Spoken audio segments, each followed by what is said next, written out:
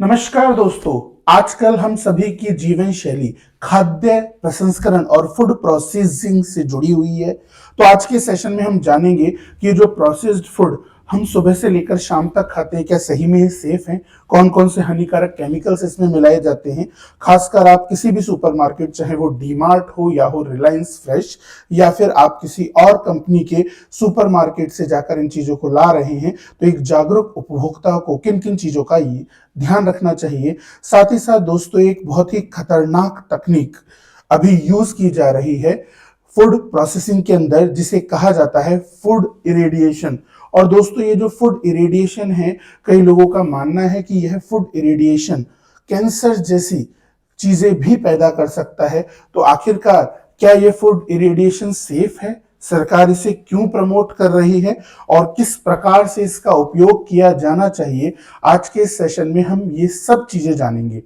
तो दोस्तों, आज हम जानने वाले हैं व्हाट इज फूड इरेडिएशन। आखिरकार ये फूड इरेडिएशन क्या होता है, खाद्य प्रसंस्करण की इस तकनीक को क्यों और कैसे यूज किया जाता है, इसके हमारे शरीर पर क्या क्या प्रभाव होंगे।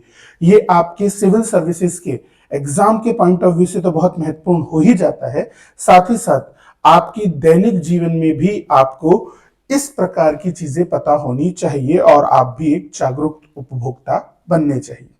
तो दोस्तों, फूड इरिडेशन के बारे में जब हम जानते हैं, तो उससे पहले हमें यह समझना होगा कि आखिरकार ये प्रोसेस्ड फूड होता क्या है।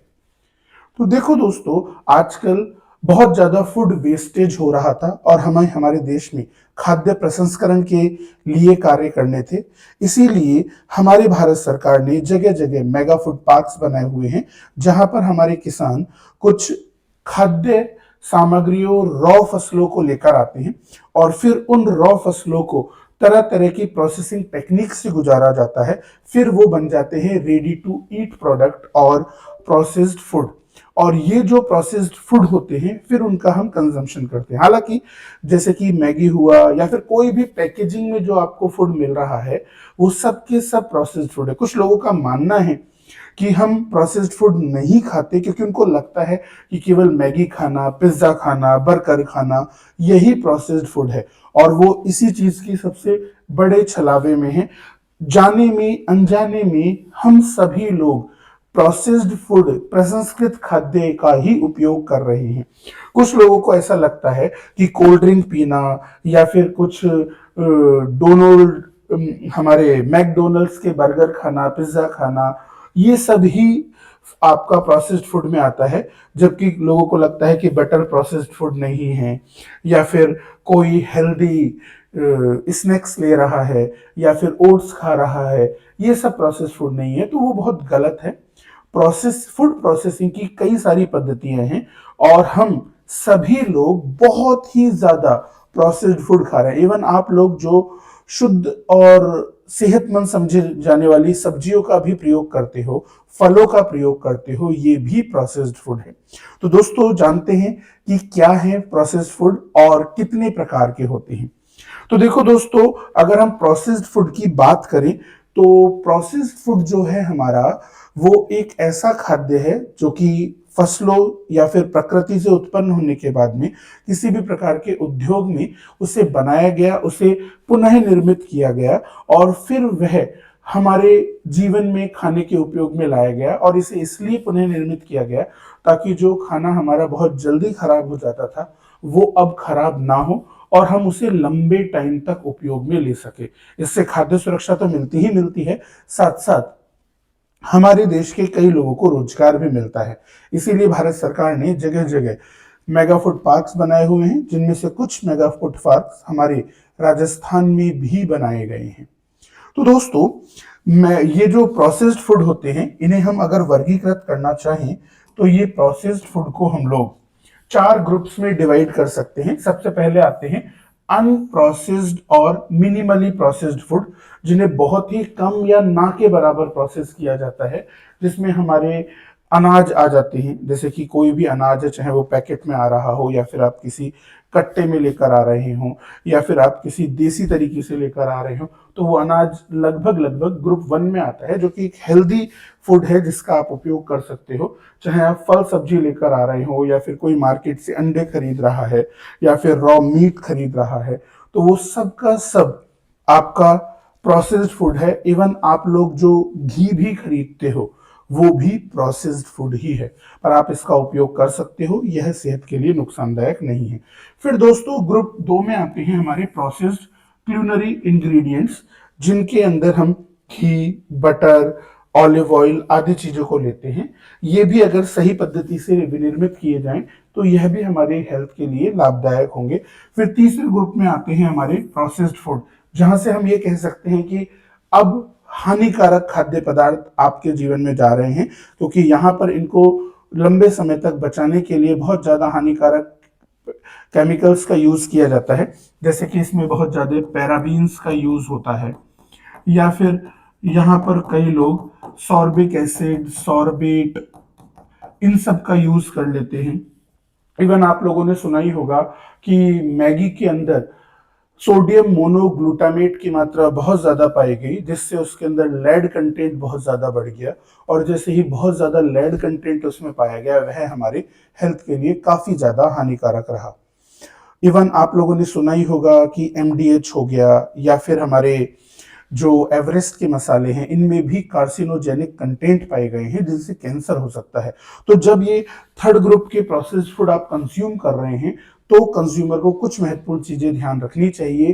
क्या क्या चीजें देखनी चाहिए उनकी चर्चा हम सेशन के लास्ट में करेंगे। तो जैसे कि जो भी पैकेज्ड फूड है, रेडी टू ईट फूड है, या फिर कोई भी ऐसा खाना जो बहुत कम समय में जल्दी खराब हो जाता और उसकी शेल्फ लाइफ को बढ़ाने के लिए हमने कुछ इसमें केमिकल्स डाले हैं, तो वो सब के सब प्रोसेस्ड फूड में आते हैं। पर इनसे भी कहीं ज्यादा खतरनाक फूड होते हैं जिन्हें हम अल्ट्रा प्रोसेस्ड फूड कहते हैं, जो कि ग्रुप 4 में रखे गए हैं। ये ग्रुप 4 के अंदर आपके आते हैं स्नैक्स, जो आप मैकडोनल्ड्स में खाते हो, आइसक्रीम, चॉकलेट्स, या फिर डोनट्स, या फिर गार्लिक ब्रेड। ये सब अल्ट्रा प्रोसेस्ड फूड हैं जो डेफिनेटली आपके जीवन पर बहुत ही नेगेटिव इम्पैक्ट भी डालेंगे और इनकी न्यूट्रिशनल वैल्यू भी बहुत ही कम होती है। तो जितना हो सके इस अल्ट्रा प्रोसेस्ड फूड से दूर रहें। पर ध्यान रखिएगा, कई लोगों को ये लगता है कि अल्ट्रा प्रोसेस्ड फूड ही हानिकारक है, बल्कि हमारे लिए प्रोसेस्ड फूड ग्रुप 3 वाले फूड भी काफी हानिकारक है, इसका ध्यान रखिए। तो दोस्तों बात आती है कि फूड प्रोसेसिंग है क्या। तो वैसे तो देखा जाए तो फूड प्रोसेसिंग या खाद्य प्रसंस्करण एक प्रकार की वैज्ञानिक विधि है, और उस विधि के माध्यम से हम ऐसी तकनीकें विकसित करते हैं जो कि लंबे समय तक हमारे खाने को सुरक्षित रखे। और ये कोई नई टेक्निक नहीं है, इसे जाने अनजाने में हमारे पूर्वज कई सालों से कर रहे हैं। इवन हम ये कह सकते हैं कि जब से प्रकृति बनी है तब से इसका उपयोग किया जा रहा है। शुरुआत के अंदर लोगों को मांस को जब सुरक्षित रखना था, तो मांस को सुरक्षित रखने के लिए लोग हमारे कुछ फिश पर या फिर मीट के ऊपर काले नमक का यूज करते थे, सादा नमक का यूज करते थे, या फिर काली मिर्च का यूज किया जाता था। ये सब भी फूड प्रोसेसिंग की तकनीक थी। फिर उसके बाद में हम लोगों ने अचार बनाए, वो भी फूड प्रोसेसिंग की तकनीक थी। तो ये सारी तकनीक थी, पर इनकी कोई ज्यादा साइड इफेक्ट नहीं थे। पूरी की पूरी साइड इफेक्ट्स की प्रक्रिया जब चालू हुई, जब हम कुछ सिंथेटिक केमिकल्स का यूज करने लग गए लंबे टाइम तक फूड को सुरक्षित करने के लिए, मानव का जब लालच बढ़ गया, तो ये समस्या हमारे सामने उत्पन्न होती है। तो दोस्तों व्हाट इज फूड प्रोसेसिंग। तो फूड प्रोसेसिंग क्या है? फूड प्रोसेसिंग हमारी एक प्रकार की साइंस आधारित फील्ड ही है, जिसके अंदर हम कंज्यूमर्स को ज्यादा सुरक्षित और पौष्टिक सुविधाजनक खाना देने के लिए हम खाने को सुरक्षित रखते हैं। ये जो विधि है जिसमें हम लोग फूड प्रोसेसिंग करते हैं वो कई टाइप की है। जैसे कि लुई पाश्चर ने पाश्चराइजेशन की तकनीक को विकसित किया, और पाश्चराइज्ड मिल्क आजकल मार्केट में बहुत बिक रहा है, जो लंबे समय तक खराब नहीं होता, 15-15, 20-20 दिन तक खराब नहीं होता। और पाश्चराइजेशन की इस तकनीक में हम सिर्फ दूध को 70 डिग्री सेल्सियस तक गर्म करते हैं, जिससे उसके सारे हानिकारक बैक्टीरिया मर जाते हैं। फिर उसको तुरंत ठंडा कर पैक कर दिया जाता है, जिससे वो लंबे टाइम तक सुरक्षित रहता है। इसी तरीके से दोस्तों स्टेरिलाइजेशन किया जाता है, मार्केट में फल सब्जी के हानिकारक बैक्टीरिया को नष्ट करने के लिए फूड प्रोसेसर्स आ रहे हैं, जो कि स्टेरिलाइजेशन जैसी तकनीकों से जो भी हानिकारक केमिकल्स होंगे फल सब्जी में उनको हटा रहे हैं। इसी तरीके से अचार को सुखाना, जैसे अभी आंवले का सीजन है, हम लोग आंवले को सुखाकर सुरक्षित रखते हैं, वह भी एक फूड प्रोसेसिंग तकनीक है। फ्रिज में चीजों को संभाल कर रखना और इरेडिएशन जैसी तकनीकें हमारे जितने भी हानिकारक छोटे छोटे माइक्रो ऑर्गेनिज्म होते हैं उनको नष्ट कर देती हैं और उनके परिरक्षण काल को बढ़ा देती हैं। पर दोस्तों, सबसे बड़ी समस्या यहाँ पर आती है इरेडिएशन से।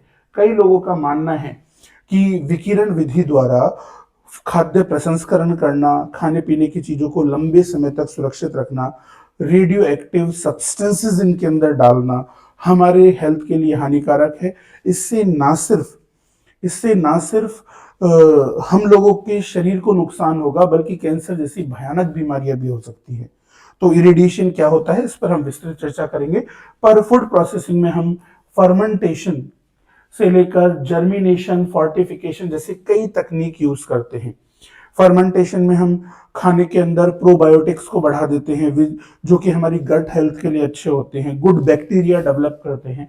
ऐसे ही जर्मिनेशन की वजह से भी न्यूट्रिशनल वैल्यू बढ़ जाती है।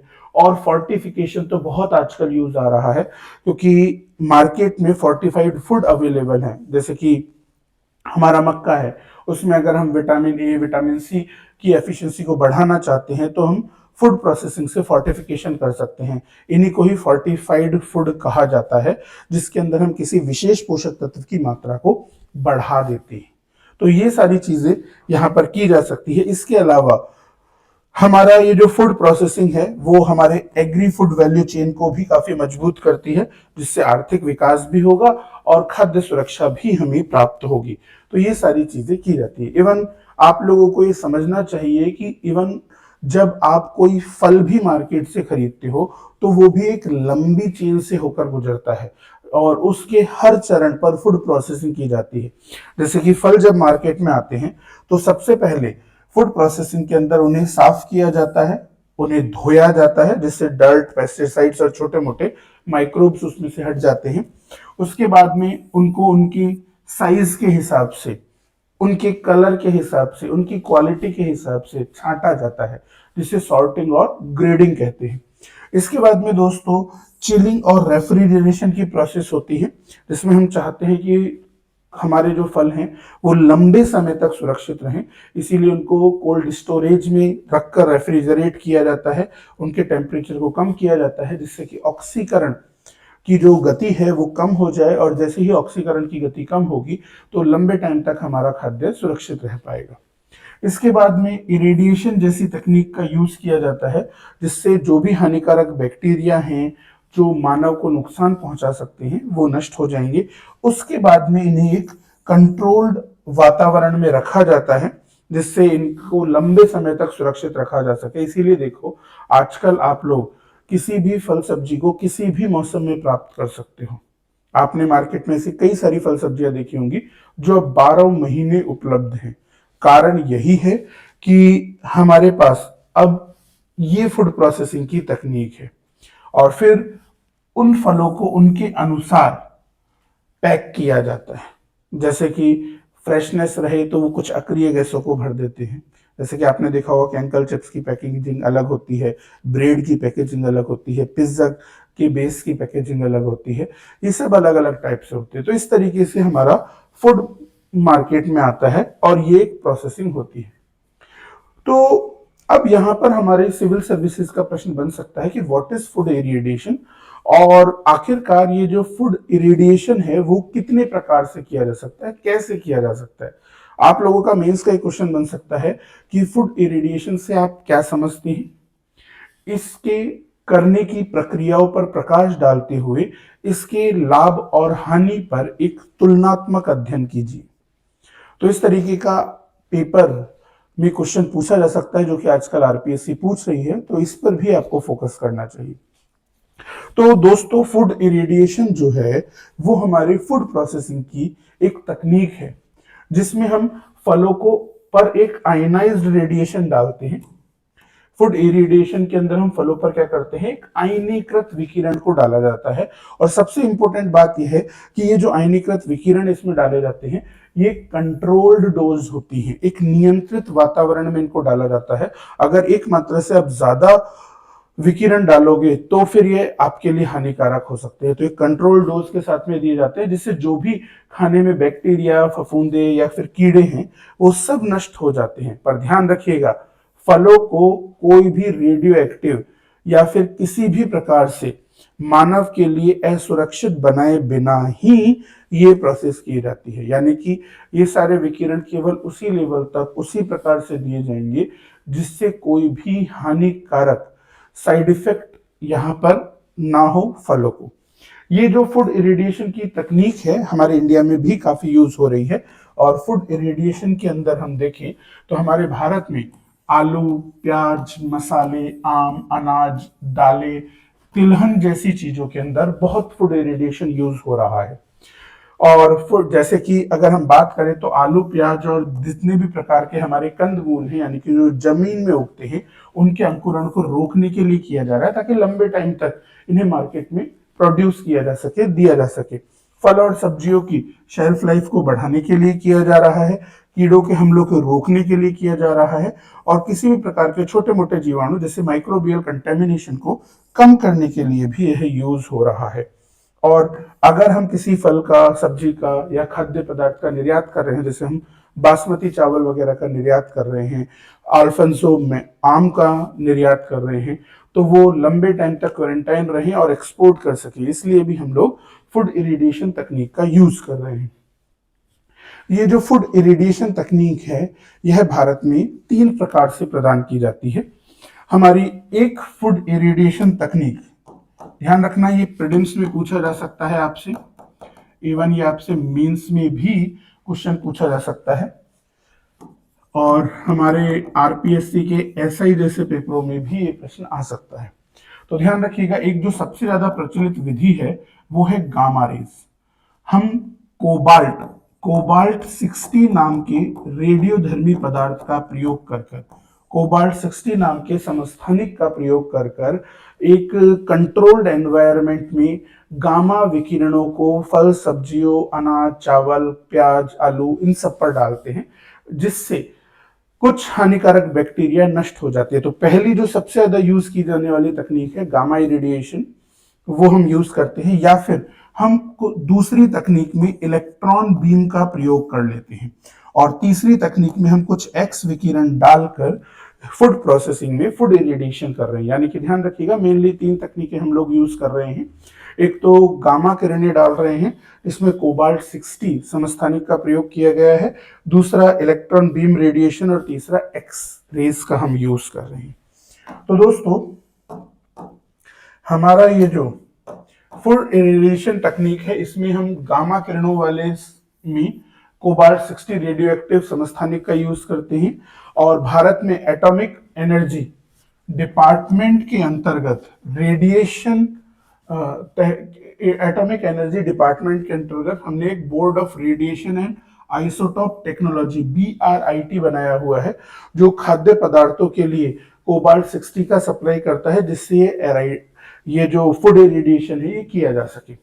इसी तरीके से एक्सरे के अंदर हम जो भी टारगेट पदार्थ होता है, जनरली वो कोई भारी धातुएं होती हैं, उन भारी धातुओं पर इलेक्ट्रॉनों की एक हाई एनर्जी बीम रखते हैं, और जैसे ही किसी भारी धातु पर एक्सरे की एक हाई एनर्जी बीम जाती है तो उससे रिफ्लेक्ट होकर खाद्य पदार्थों पर वो गिरती है, और उससे हमारे जो भी हानिकारक बैक्टीरिया है वो नष्ट हो जाते हैं। अक्सर हमारी जो फार्मास्यूटिकल इंडस्ट्री है, दवाइयों की जो इंडस्ट्री है, या औद्योगिक क्षेत्रों के अंदर इसका यूज होता है। ऐसे ही ई बीम यानी कि इलेक्ट्रॉनिक बीम जो है, उसमें हम एक एक्सीलरेटर लेते हैं जिसमें हाई एनर्जी इलेक्ट्रॉनों की एक स्ट्रीम बनाते हैं, और उस एक्सीलरेटर से हाई एनर्जी इलेक्ट्रॉनों की एक स्ट्रीम को खाद्य पदार्थों पर डाला जाता है, जिससे फूड इरिडिएशन होता है। ये 3 तकनीकें हैं, ध्यान रखिएगा एग्जाम पॉइंट ऑफ व्यू से। अब दोस्तों, भारत सरकार खुद भी इसे प्रमोट कर रही है फूड इरिडिएशन को, क्योंकि भारत सरकार का कहना है कि अगर इसे कंट्रोल्ड एनवायरनमेंट में दिया जाए तो इससे कोई नुकसान नहीं। इवन विश्व की कई सारी महत्वपूर्ण संस्थाएं हैं, जैसे कि अमेरिकन डायबिटीज एसोसिएशन, ऐसे ही अमेरिका की कई और भी महत्वपूर्ण संस्थाएं हैं, चाइना की संस्थाएं हैं, यूरोप की संस्थाएं हैं, वो सब फूड इरिडेशन को सेफ बताती है, बशर्ते ये कंट्रोल्ड एनवायरनमेंट में किया जाए और जितना फिक्स डोज है उतना ही किया जाए। भारत सरकार ने भी एक प्रोग्राम चला रखा है जिसका नाम है ICCVAI। ICCVAI यानी कि integrated cold chain and value addition infrastructure. Integrated cold chain and value addition infrastructure, तो हमारी जो ministry of food processing industries है, खाद्य प्रसंस्करण मंत्रालय जो है हमारा, उन्होंने इरिडेशन की फैसिलिटीज को बढ़ाने के लिए नए नए इरिडेशन प्लांट लगाने के लिए इस स्कीम को चलाया है, ताकि जितने भी फसल उत्पादन के बाद में फसलें जो खराब हो जाती हैं उनको रोका जा सके। साथ ही साथ जो फसलें हमारी पैदा हो रही हैं उनकी शेल्फ लाइफ बढ़ाकर खाद्य सुरक्षा के साथ साथ में आर्थिक विकास भी किया जा सके। इसीलिए हमारी integrated cold chain and value addition infrastructure यानी कि कोल्ड चेन स्कीम के अंतर्गत प्रधानमंत्री किसान संपदा योजना, प्रधानमंत्री किसान संपदा योजना की जो integrated cold chain and value addition infrastructure scheme है, उसके अंतर्गत इस ICCVAI स्कीम को प्रमोट किया जा रहा है, जो फूड इरिडेशन को बढ़ा रही है, जिसके अंतर्गत हम एक कंटिन्यू कोल्ड चेन एनवायरनमेंट विकसित करेंगे जिससे खाद्य प्रसंस्करण और खाद्य भंडारण को बढ़ाया जाए। साथ ही साथ जितनी भी फसल उत्पादन के बाद जो हानियां होती हैं उन सबको रोका जाएगा ताकि खाद्य सुरक्षा और आर्थिक विकास हो। साथ ही साथ क्वालिटी और गुणवत्ता को बढ़ाया जाएगा, वैल्यू एडिशन होगा, साथ ही साथ किसानों की आय भी बढ़ेगी और लगातार हर समय खाद्य सुरक्षा बनी रहेगी।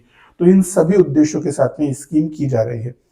अब दोस्तों, जब सरकार, अमेरिका और कई सारे देश जब फूड इरिडेशन को इतना सेफ बता रहे हैं, तो क्या सही में ये हानिकारक है? तो दोस्तों, ये हानिकारक हो सकता है अगर कंट्रोल एनवायरनमेंट में ना हो और सरकार के नियमों का उल्लंघन करते हुए कोई जरूरत से ज्यादा रेडियो एक्टिव विकिरणों को डाल दे, जरूरत से ज्यादा गामा रे, एक्सरे या इलेक्ट्रॉन बीम को डाल दे, तो ये निस्संदेह हानिकारक हो सकता है। तो सबसे पहले एक जागरूक उपभोक्ता को किन किन चीजों का ध्यान रखना चाहिए? तो ध्यान रखिएगा दोस्तों, कोई भी जागरूक उपभोक्ता है जब भी कोई खाद्य पदार्थ खरीदे तो सबसे पहले FSSAI का लाइसेंस नंबर जरूर देखे। हमारे भारत सरकार की food safety security association of India हर किसी खाद्य निर्माता को एक FSSAI का लाइसेंस नंबर देती है, जिसमें कुछ इस प्रकार के नंबर लिखे होते हैं। ये जो नंबर है टोटल 14 डिजिट का होता है। तो जब भी आप कोई प्रोसेस्ड फूड खरीदें, कोई भी पैकेज्ड फूड खरीदें, तो पहले ये 14 नंबर का FSSAI लाइसेंस नंबर देखें, जिसमें पहली डिजिट जो है FSSAI के अंदर रजिस्ट्रेशन को बताती है, दूसरी 2 डिजिट जो है वो स्टेट के कोड को बताती है कि कहां से रजिस्ट्रेशन किया गया है, तीसरा बताता है ईयर को कि किस साल में इस कंपनी ने रजिस्ट्रेशन लिया, फिर अगली 3 डिजिट बताती हैं उस रजिस्ट्रार ऑफिसर को जिसके अंतर्गत ये लाइसेंस दिया गया और वह ऑफिसर किस आधार पर इसे लाइसेंस देता है, और फिर लास्ट की 6 डिजिट जो हैं वो यहाँ पर हमारे बताती है सीरियल नंबर को कि आखिरकार किस प्रकार का ये फूड ऑपरेटर है। तो पहले आप FSSAI नंबर देखें। उसके बाद में पैकेज्ड फूड पर कुछ बेसिक लोगोज आपको देखने हो चाहिए, ताकि आप सही में किस प्रकार का प्रोडक्ट यूज कर रहे हैं, उसमें क्या मिला हुआ है वो आपको पता लग सके। तो देखिए, अगर किसी भी प्रकार के पैकेज फूड में ऐसे ग्रीन कलर के सर्कल में डॉट लगा हुआ है, मतलब ये वेजिटेरियन फूड है, इसे आप वेजिटेरियन हो तो खा सकते हो। और अगर कोई भी नॉन वेजिटेरियन होगा तो लाल कलर के सर्कल में और लाल कलर के स्क्वायर में एक लाल सर्कल होगा या ट्रायंगल होगा, तो वो नॉन वेज लोगों के लिए है। अगर कोई वीगन है, यानी कि कोई भी ऐसा व्यक्ति है जो कि एनिमल बेस्ड प्रोडक्ट खाता ही नहीं है, इवन दूध, छाछ, पनीर भी नहीं खाता, तो वो वीगन लोगों के लिए इस प्रकार का सिंबल है। और अगर आप कोई भी ऐसा फूड लेना चाहते हो जो कि पूजा के काम में आएगा, या फिर पानी, घी, तेल वगैरह जो कि पूजा के लिए बना है, इंसान के खाने के लिए नहीं बना। और आप उससे कोई भी ऐसा काम करो जो हमारे खाने के अलावा हो, शरीर में नहीं जाना चाहिए वो, तो ऐसा क्रॉस का साइन होगा कि यानी कि ये प्रोडक्ट्स आपको नहीं खाने, बेसिक चाहे वो घी हो सकता है कि वो ऐसा लो क्वालिटी का घी हो जो पूजा करने के लिए बनाया हो, ऐसा लो क्वालिटी का पानी हो जो कि किसी प्रकार की वॉशिंग प्रोसेस में यूज आता है, आपको कंज्यूम नहीं करना चाहिए। तो ये सिंबल जरूर देखिएगा वहां पर। जितने भी इरिडिएटेड फूड होंगे, जिन पर फूड इरिडिएशन का प्रयोग किया गया है, वहां इस प्रकार का सिंबल आपको देखने को मिलेगा। इसी प्रकार से आजकल फोर्टिफाइड फूड काफी चल रहे हैं। बहुत सारे खाद्य पदार्थ आप लोगों ने देखे होंगे जिनमें लिखा रहता है कि इस फूड के अंदर विटामिन सी ज्यादा है, इसमें विटामिन डी ज्यादा है, इसके अंदर आयरन ज्यादा है। तो उन सब के लिए फोर्टिफिकेशन लोगो होगा, ऐसा प्लस एफ लिखा हुआ होगा, यानी कि फोर्टिफाइड फूड है। इसमें किसी एक प्रकार या एक से अधिक प्रकार के पोषक तत्वों को बढ़ाया गया है। कोई भी ऑर्गेनिक प्रोडक्ट है तो जैविक भारत का लोगो जरूर देखिए।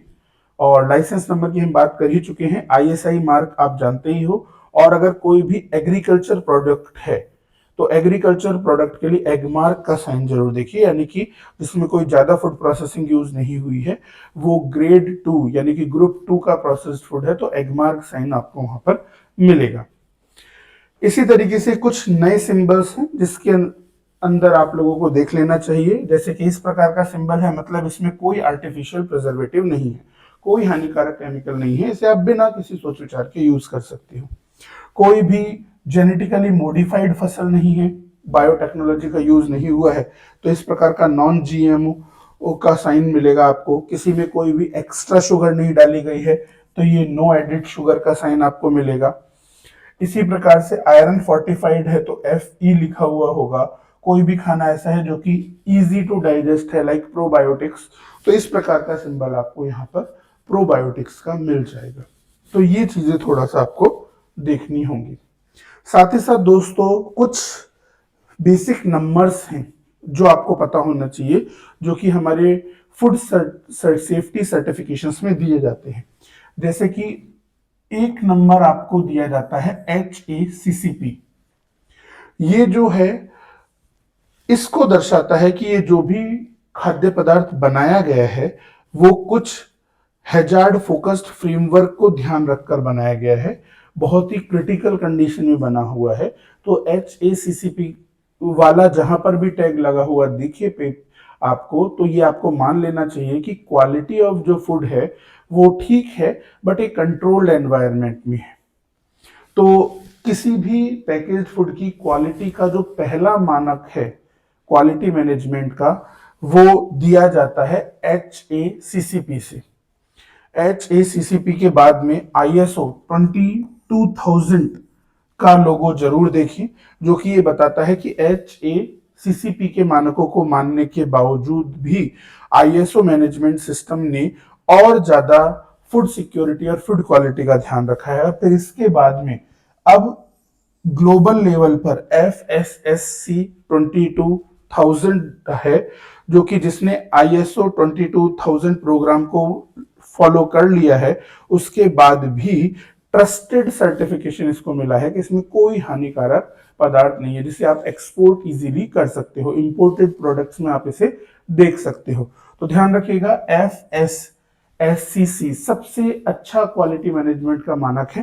पर भारत के पैकेज्ड फूड में आपको ISO 22000 काफी बड़े लेवल पर देखने को मिलेगा, और एटलीस्ट HACCP मानक जरूर देखें। तो इस प्रकार के सर्टिफिकेशंस आपको मिल जाते हैं ISO से।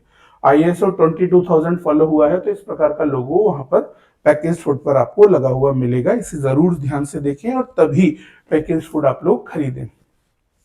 इसके बाद दोस्तों आप लोगों को जब भी कोई पैकेज फूड खरीदें तो उसके कुछ न्यूट्रिशनल वैल्यू लिखी रहती है कि उसमें कौन कौन से पोषक तत्व हैं, कितना प्रतिशत है। जैसे कि सैचुरेटेड फूड कितना है, क्योंकि सैचुरेटेड फैट अगर बहुत ज्यादा है तो ये हमारे हेल्थ के लिए बहुत हानिकारक है, क्योंकि सैचुरेटेड फैट आपको हाई बीपी जैसे इश्यूज क्रिएट कर सकता है और फ्यूचर में ये हार्ट अटैक का कारण भी बन सकता है।